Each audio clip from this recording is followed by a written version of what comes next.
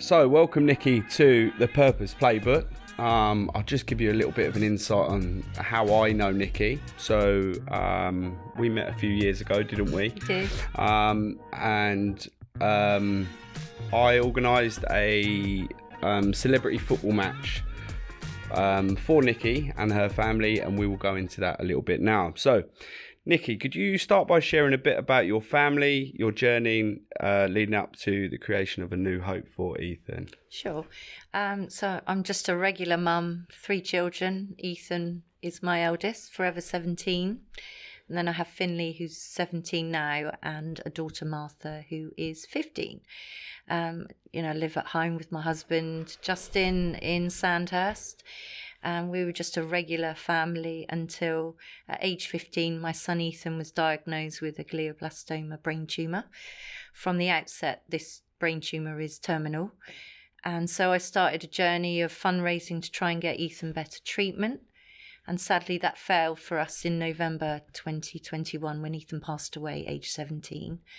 So the creation of A New Hope for Ethan first started off as his journey for fundraising for treatment. Ethan was a massive Star Wars fan, and A New Hope is obviously a play on that. And after he passed, I didn't want to change the name because it's a new hope. It's a hope for other people, and that's where we're going with that. So I'm now actively fundraising, trying to get better treatment for other families facing this same diagnosis, because unfortunately it is the biggest killer of under 40s and children. However, it only receives 1% of the national funding from cancer research. So that needs to change, because for over 30 years now they're doing the same treatment, the same barbaric treatment that is terminal. It doesn't offer you any hope of a cure or of a longer life. So that's where that was born from. Yeah, I'm really sorry to hear that. And how did you deal with the news initially when you got it, and what help did you go out and seek? So initially, you feel like a rabbit in a headlight when you get told your son's got a brain tumour. At the initial diagnosis, when he'd had his first surgery, they were saying to us, it's in a great place, it's in his right frontal lobe, we can get it all out, it looks low grade.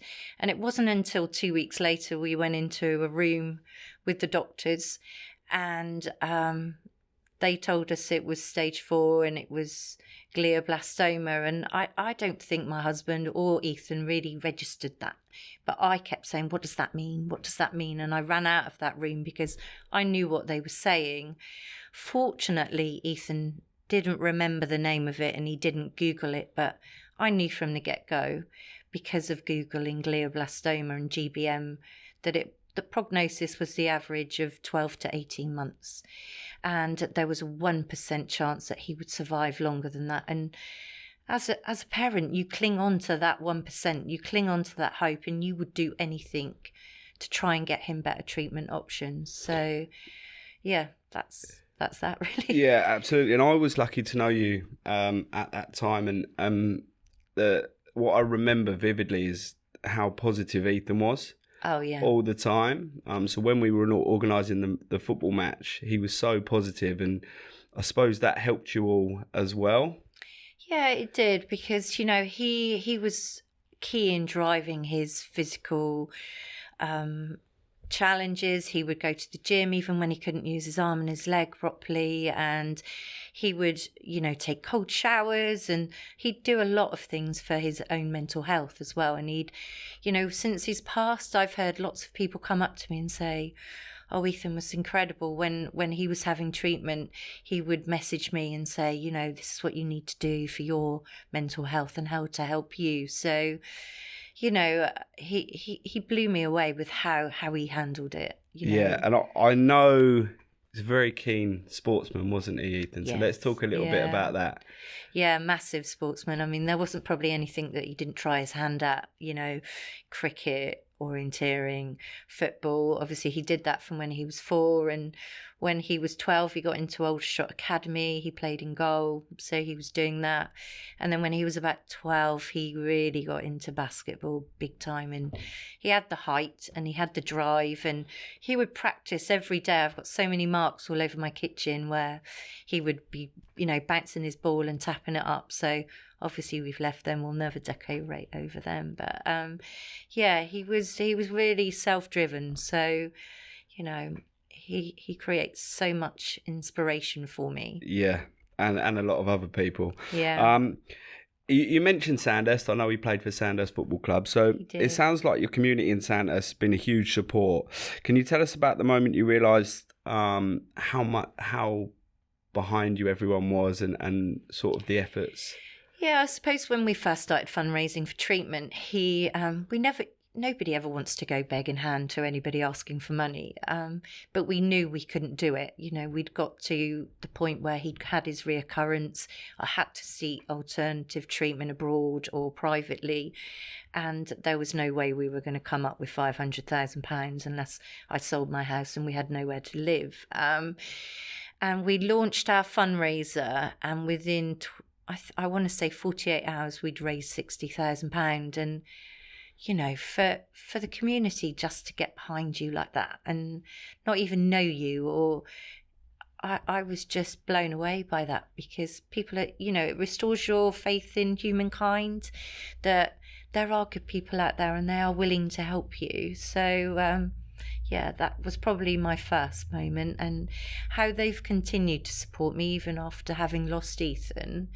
I still need some kind of purpose for my grief, and this is how I've channeled it, by trying to help others and to still continue to show up. We've had thousands of people at these celebrity soccers now. I've done 3, and they all know Ethan's name. They all clap for him at the beginning of the game, and the support that we get from the local businesses with raffle prizes and things like that. So, I'm really, really grateful that I live in such a great place. Yeah, amazing. And what about the community of people you have around you? Because I know you've got some really good people who around you, who help you, friends of yours.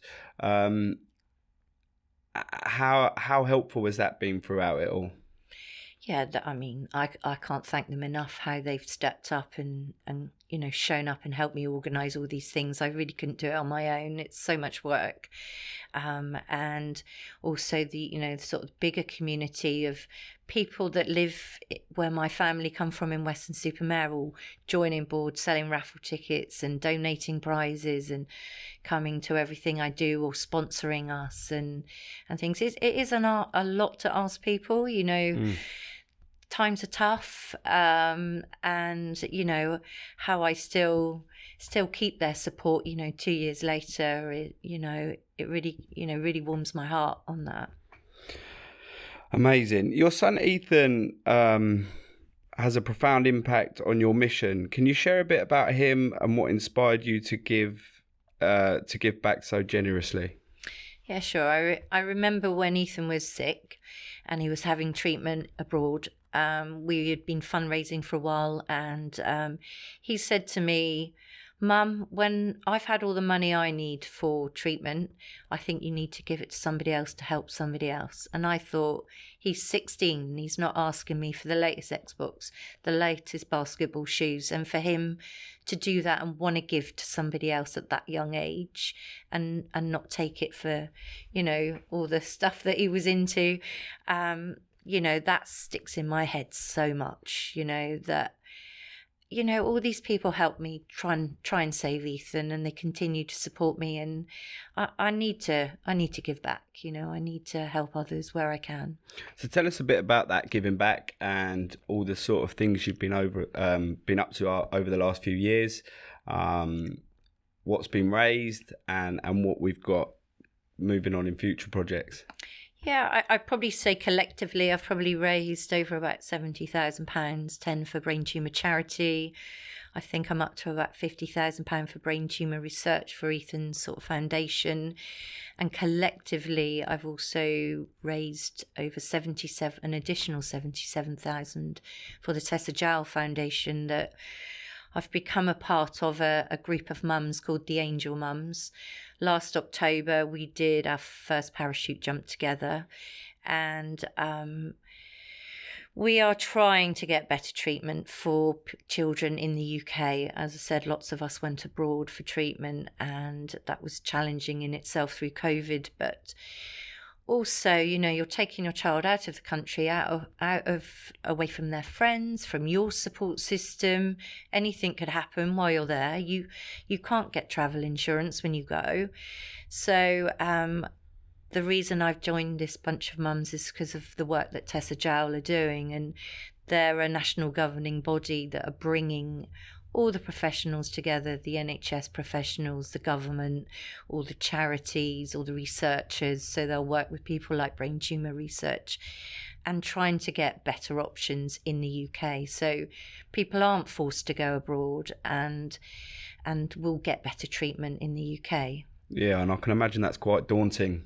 Yes, yes. For families having to go abroad and do that. Oh, it's so scary, because I've had families that I know now from one of the Angel Mums, and she took her son for a new CAR T therapy treatment in America. Unfortunately, he was taken unwell on the plane, and, you know, they ended up having emergency surgery just to get him home to die, and ending up with a £600 bill because they could not get insured. So if you don't have to do that, then, and you can have treatment here where it's a lot safer, then we've got to try, right? You know, and we are collectively stronger together.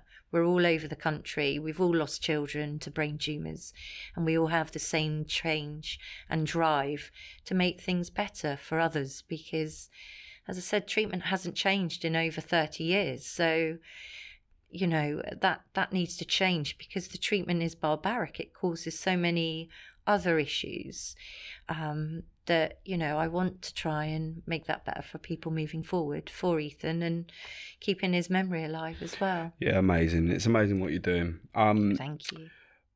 How was your parachute jump? Well, actually, the first one, I've done two. You know, that I did one with Ethan's friends I jumped with, and that was good. But it was over so quick, because you're really stressed about going out, and you're in and out, and you don't really take it all in. The second one, I was actually more nervous going up because I knew what was going to happen. But actually coming out, it felt very surreal, you know. I took everything in when you're spinning and looking at the horizon and everything. So, yeah, it's really good. I really enjoyed that. I've got one booked in, so Have you? I was asking. Oh, well, Justin's doing it next year. Oh, amazing. My daughter, I jumped with Ethan's brother Finley, who was 16 at the time, and you have to be 16 to jump with parental consent. And my daughter Martha was only 14. She's just turned 15 this week. So my husband's promised he'll do one with her next year, but he's petrified of heights. Oh, that's not good. No, so yeah, next May, when Martha turns 16, they'll be doing They'll be doing one, yeah. Dealing with grief is unimaginably tough.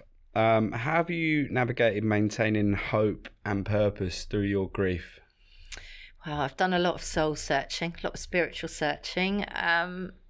I think you just got to find what works for you and roll with that. I obviously get a lot of support from my bereaved mums that really get it and understand. I think you really need to find your people that understand what you're going through. And then obviously, you know, I have two other children that I need to get out of bed for and show up for and need me. So I feel that they are my strength in keeping moving forward. And also I'm really driven with not wanting Ethan forgotten. That's really important to me, that he's remembered for how brave he was and how he wanted to help others. So I do it to honour him, really. You know, that's what I keep going for. Yeah, amazing. Is there a particular moment of joy or a success in your fundraising efforts that reminded you of the incredible impact you're having? Oh, well, So I don't like to blow my own trumpet, but I mean, you talk a lot about change. Has there been a moment where you felt there will be some change? yeah, I mean, recently, brain tumor research have created a blood test that you can determine which brain tumor you've got without having the invasive biopsy or surgery. You know, a lot of children or people have brain tumors that are inoperable, and biopsies are even dangerous. So that development is really key. You know, if it is then discovered to be low grade and they can treat it without having the invasiveness of open head surgery. I mean, one of Ethan's surgery had to be done while he was awake because it was so sort of dangerous. So that's a real key thing. They've also just developed two sort of target approach to the BRAF gene. So, you know, that I have seen developments for that. And, you know, things hopefully will change over the next sort of 5 years. I want to see something, you know, I want to see where this money is going and what's being done with it. Yeah, I guess that's one of the tough things when you're giving to charity is you're not necessarily sure where that money goes. Yeah. But it's really good that you're sort of seeing differences. Yeah, once a year we get to go to brain tumour research. They have they opened a new centre of excellence in Sutton last year, and their focus is paediatric brain cancer. So that's where we're allocating all our money to. And every year we go to place memorial tiles for Ethan. Every £2,750 we raise creates one of these memorial tiles, because that's one day's research. So I went for the second time last September, and we got to place Ethan's tiles, but you also get in and learn about what's new, what's happening, and you also go around the lab. So I'll be doing that again in September and see what the change has been from last September. So yeah, that's really interesting. Nice. Looking ahead, what are some of the challenges you and the Angel Mums are gearing up for this year? Okay, so our first one kicks off next Sunday. We are the name of our 3 challenges this year is Earth, Wind and Fire. Earth being climbing Snowdon, which we will take on next Saturday. There's 20 mums from all over the UK, all travelling 5 hours to Snowdon. And the Tessa Jowl, Jess, Tessa Jowl's daughter's coming along with Rachel and some of the others from the team, photographer and video guy. And so that's our first challenge next weekend. And then I believe around the 16th of July, we will be doing the wind aspect, which is wing walking, strapped to a plane. I am actually quite looking forward to that one. Nice. Yeah. And then fire aspect is walking over hot coals. So we've got that in October. So Tessa Jowl are really great at helping us pull all this together and organise it and help with sponsorship and things like that. Yeah, amazing. Moving on, the Earth, Wind and Fire challenges you mentioned sound exciting and daunting. Yeah. When you were talking about hot coals there, I was wincing a little bit. I am told it doesn't hurt, because I'd cringe if I burnt myself. I'm such a wuss. But I'm told if you're mind over matter, get over it quickly and it's okay. Yeah. That's what I'm holding on to. Fairly brave, though. Yeah, well, look at how brave our children were. Yeah. What they faced. I don't think we can compare, And have you got any other plans with the Angel Mums? Yeah, well, I believe, obviously coming off the back of our parachute jump last year, we gained a strong 12,000 following on Instagram, and I believe Tessa Jowl want to keep up with that and keep us moving. It might not always be the same mums that are doing the same challenges. We can dip in and dip out where we can, because a lot of us do have our other fundraising aspects, like I've got a New Hope for Ethan and others. So yeah, if anybody wants to come on board and join in on anything, reach out, because we do gain a lot of strength in our grief from each other, so we all remember our children's birthdays, angelversaries, that all goes on our Instagram page, so we're all remembering, which we all want to remember our children, so that is really important to us. And what about A New Hope for Ethan? What events have we got coming up? Funnily, last week, the mayor of Sandhurst contacted me. Our new mayor got sworn in, Palm, and he asked me if he could support A New Hope for Ethan this year as his official fundraising. Amazing, along with the football club for Cry. And so we've got that. And then obviously at the end of August there's a tournament that's been going on in Sandhurst for over 25 years called the Lewis Marsh Tournament. Lewis Marsh was a young lad, 14, that sadly passed away from an undiagnosed heart condition. And his parents have been running fundraising for the Lewis Marsh for over, as I said, over 25 years. But last year they decided they wanted to retire because they're quite elderly. So we were approached by Sandhurst football team to see if we wanted to take it over. So it's now going to be called the Ethan and Lewis Tournament starting this year. So that's incredible for me, because for me that is, I know who Lewis Marsh is 25 years later. I know his story. Yeah, I never met him. So if people in 20 years' time know who Ethan is, that's what that means for me. But hopefully as well, we'll raise some money for brain tumour research for A New Hope for Ethan, and also Cry. Still important to us that we support that, because Ethan and my son Finley benefited from those heart tests. So I still want it to be a joint sort of thing. Yeah, the football club are amazing with that, aren't they? Yeah. Every year the young people can go and have free heart. Yeah. Heart test, yeah, test, yeah, but it's quite a lot of money, for the club to find to do that. So, it's good that we've got some avenues of fundraising, and then following that, my sister-in-law Kerry does a New Hope for Ethan quiz on Western Pier. Western Pier has been incredible again, supporting us. The lady that owns that, Michelle Michael, is when Ethan was having treatment, donated us £25,000 for one of the drugs that we were buying from Frankfurt.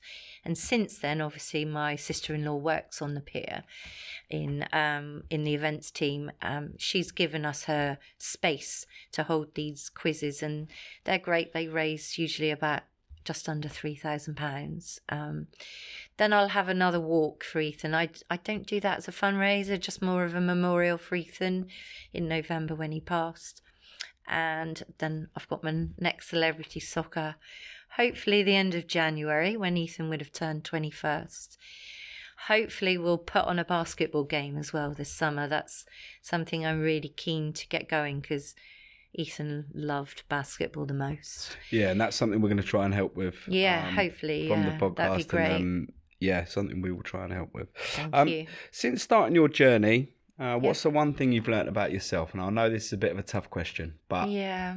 I mean, obviously, you realise you're stronger than you are. I mean, lots of people say to me, you're so strong, I don't know how you do it, but...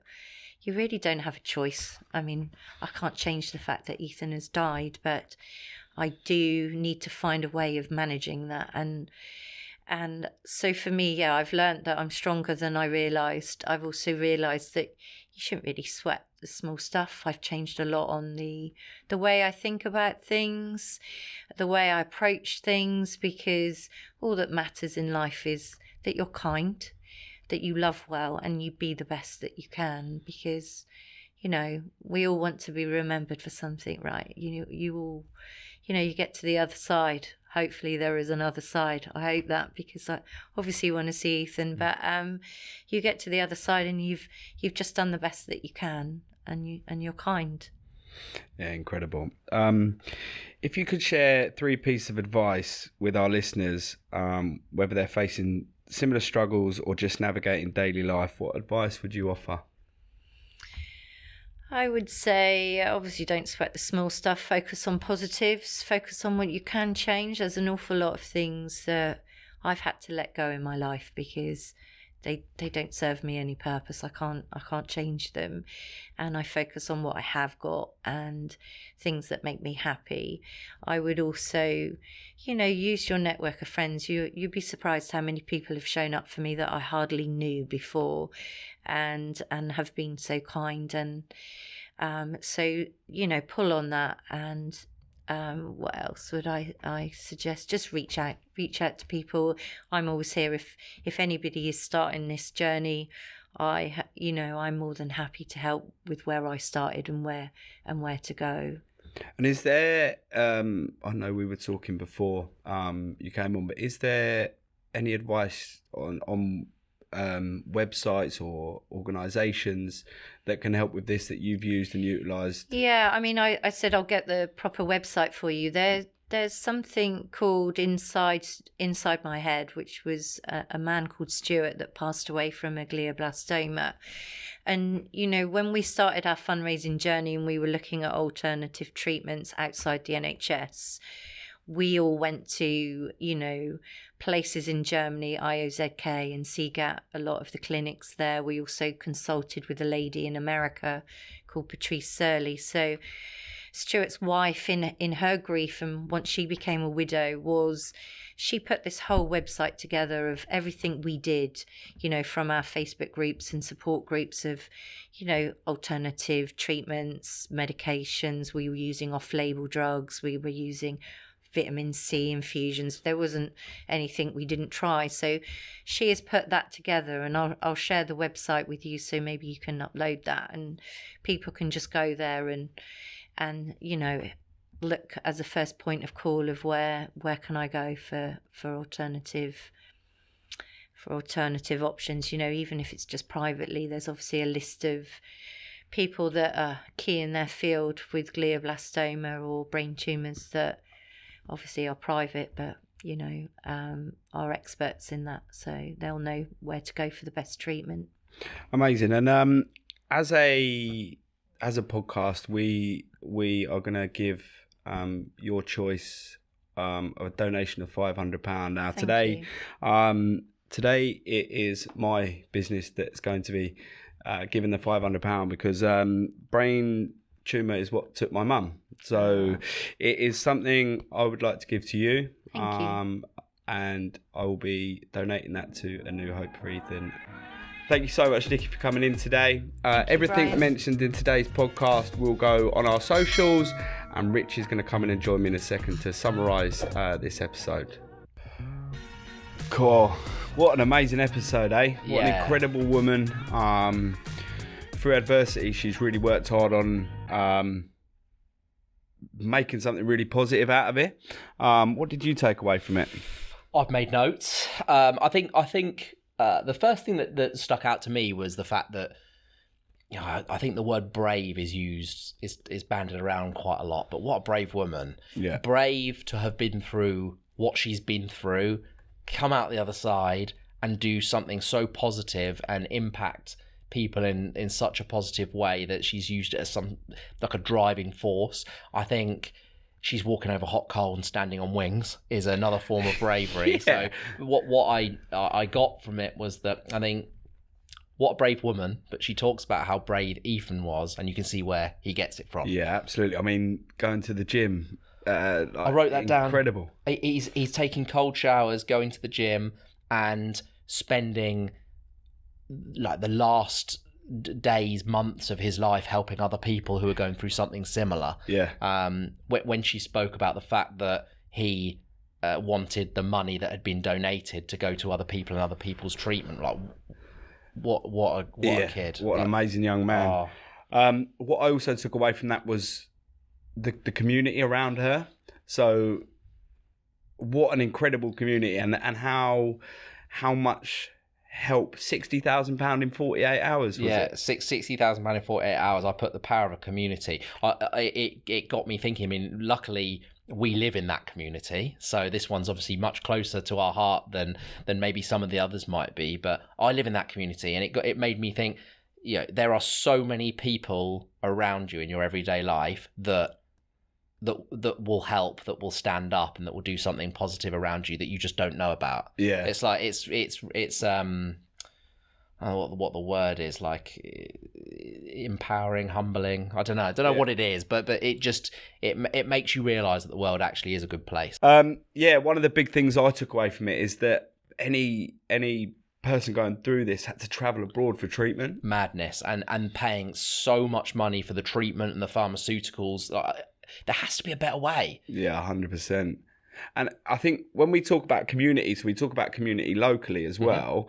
But what they found is a real strength in other people that have gone through the same trauma up and down the country. Yeah. And brought them together. I know, obviously, I made the pay it forward payment today for my business because I know my mum passed away from a brain tumor, and I think as well, my dad felt so when you're left behind, my dad felt the power of community and local, and I know he went through other people who'd been through it and lost partners throughout it. So it's an incredible story of how she's trying to make something so negative into a positive. Yeah.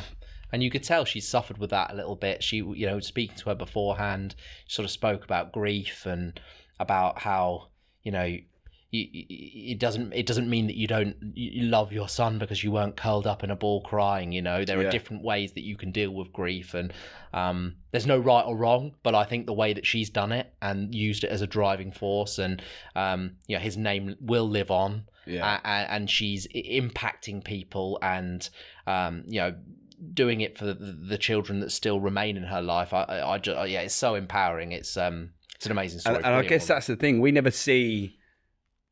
You never see the curled up in a ball bit. No, you don't. So when we spoke about that before, it was really powerful for me because I was like, nobody sees that side of it. No, they don't.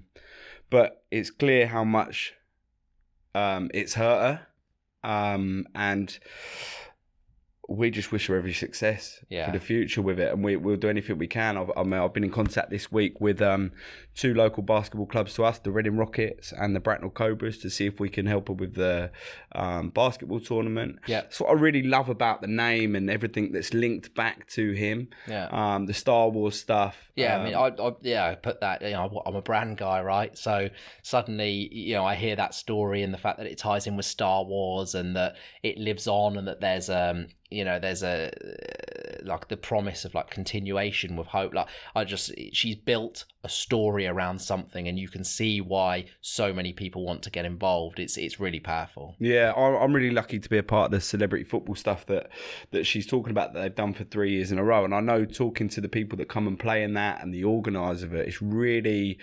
resonates with them. And they all now look forward to coming to play in that because of how much it's raised for this young man and the family. Yeah. Such a lovely family as well.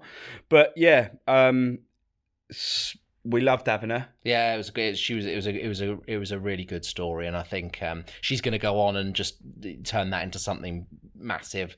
And we'll be there to support her and help her. That's what this is all about. And so if people do want to get involved, as Brian said, we'll put links in episode info, social media. We'll make it as accessible as possible. Getting involved doesn't necessarily mean donating, but it'd be great if you did. It might just be that you're sharing stuff, or you're attending the football events, or whatever it takes.